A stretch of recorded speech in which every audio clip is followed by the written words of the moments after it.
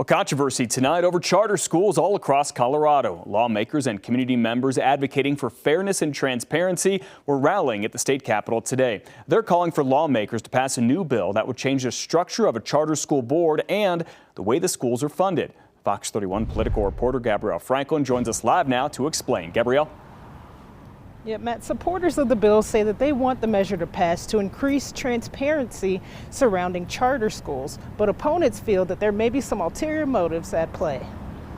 All schools, same rules. Community members and advocates say they want charter schools to follow transparency and accountability protocols that follow the school's progress and funding. Last year we passed a law that requires a mill levy equalization, which means that charter schools are now receiving 100% per pupil funding. Representative Lorena Garcia is one of the bill's main sponsors. She says now that charter schools are getting some shared dollars with public school districts, they should have to meet some of the same standards of accountability. Now that we have mill levy equalization, we can't wait anymore. Our public dollars, our tax-paying members here in Colorado deserve to know that every dollar they put into our system is accounted for.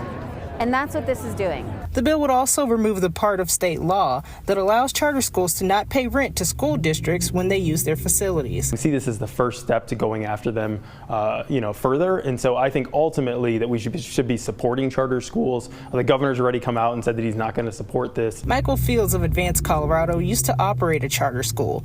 Fields says he doesn't see the bill getting far this session and believes it's an effort to discourage more charter schools from opening. I think they're going to fail. And I think really what it does is it rallies the people who support school choice, who support charter schools.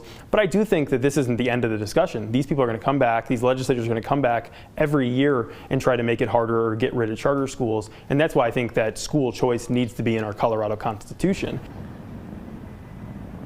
So that bill is still being heard in committee here at the Capitol right now. But when we asked around earlier, support for the bill was unclear, and sponsors were being pretty quiet when we asked about amendments that could come and change the bill. So we'll be watching to see how it all plays out. But for now, we're live outside the state Capitol. Gabrielle Franklin, Fox 31.